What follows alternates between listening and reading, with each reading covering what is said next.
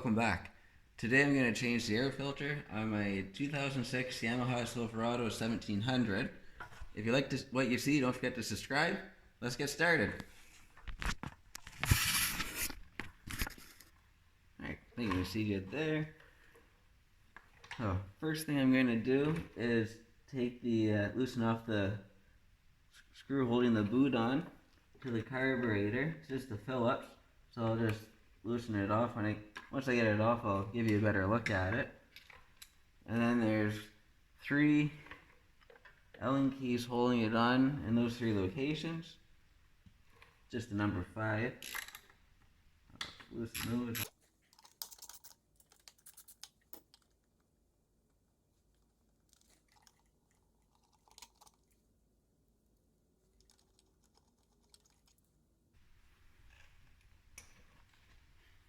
So once you get those off, there's one hose going to the top part of the carburetor, and then there's another hose that goes onto the back of the air box. You can kind of see it. It's hard to see back there. Right in there. You have to get that off too, but I usually find it easier to jiggle it out a little bit from the motor.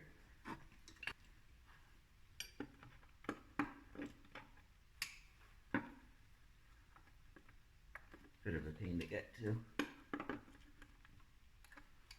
we go. So I just pull that off back of the air box.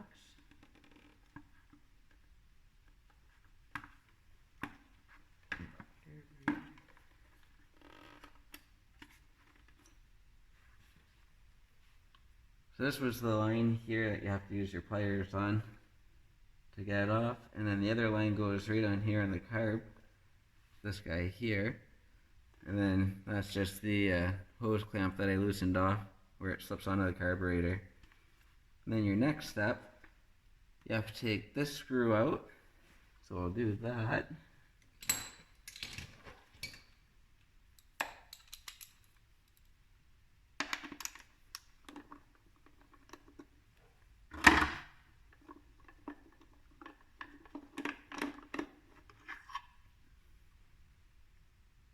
And I usually just use my running boards for a place to hold everything, all the hardware, so I don't lose it.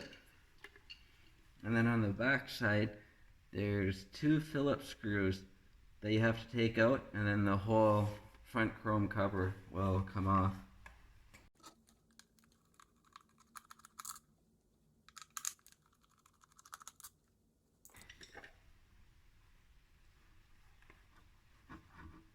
So that separates the 2, and I just take the chrome cover and set it somewhere safe. Then side, there's 2 screws, one on each side that you take out, and it just slips into that little hose down on the bottom.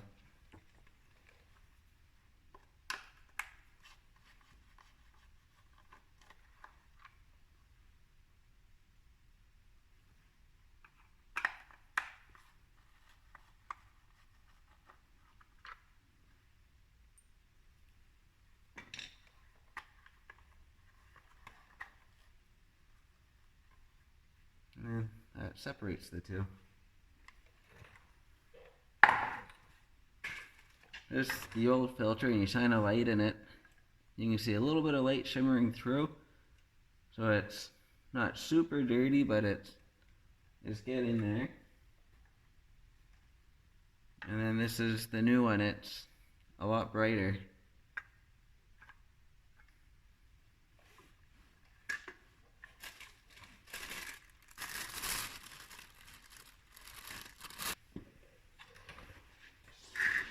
So before I put the new filter in, I usually just wipe out any dirt or grease that's inside the air box.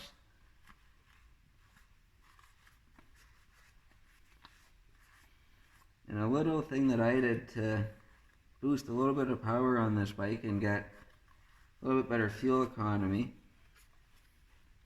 I cut a hole right on the front side of it and then just heat it up with a torch to fold it over to help direct the air in, but not too much air, and it helps when it comes in. It shoots it right up towards the air filter, because the stock hole is in the back, and I always found on the freeway I was starving for air.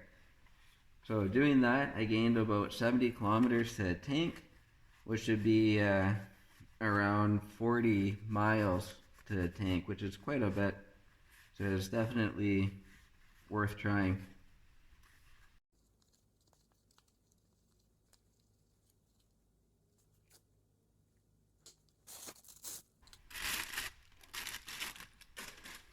The new air filter comes with a little rubber gasket, and that just slips on the back side,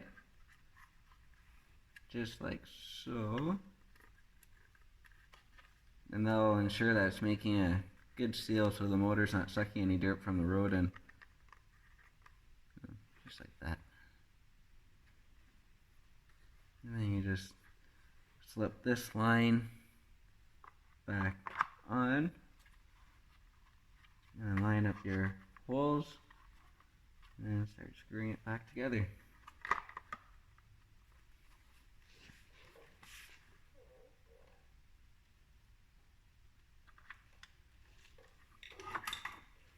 So now I'm just putting my little screws back in. You want to try not to touch the filter too much, because the grease from your hands will plug it up a little bit. So try to keep it clean.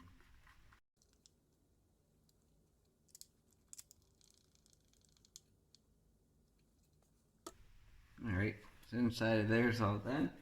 And now we take our chrome cover and slip that back on.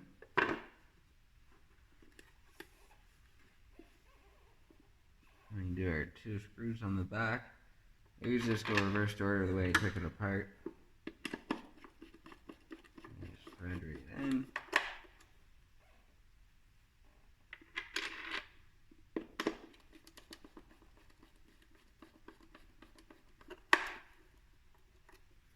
And I just do them snug until I get the front one in. This way everything will help center itself if it's off a little bit.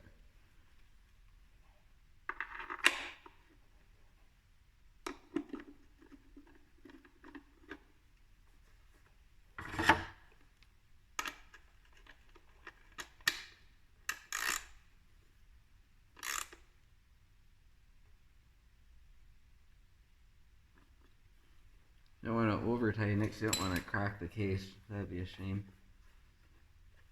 Now I'll make sure these are snug on the back side.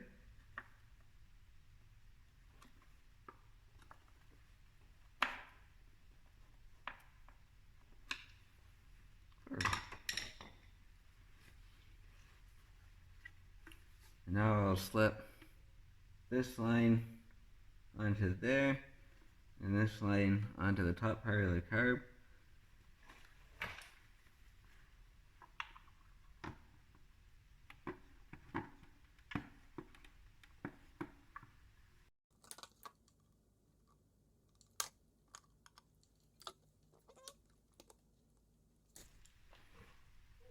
And then before I tighten the boot back on the carburetor, I'll get my 3 screws in and tighten them up. This way I know it's sitting right where it's supposed to be.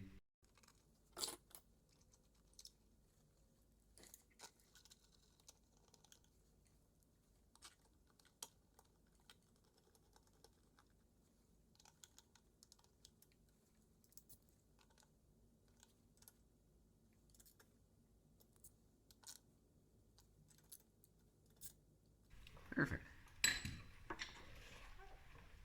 Now I'll tighten the boot back up in the carburetor.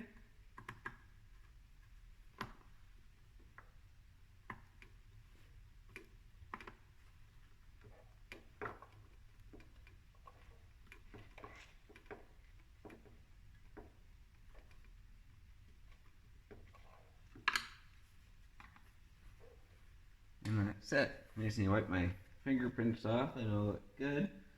And then one other thing that I do that a lot of people don't, I have a book that I keep track of all the maintenance I do on my bike. Or on all my vehicles I have a book like this in there. So then I write down the date and the mileage and what I did.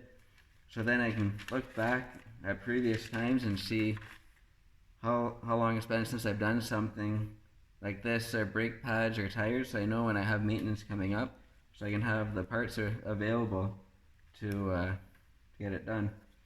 I also keep track of my fill-ups and my mileage, because you can start to tell when you're burning more gas if your air filter needs to be changed and little things like that. Thanks for watching. I hope you enjoyed this video. Don't forget to subscribe. Have a great night.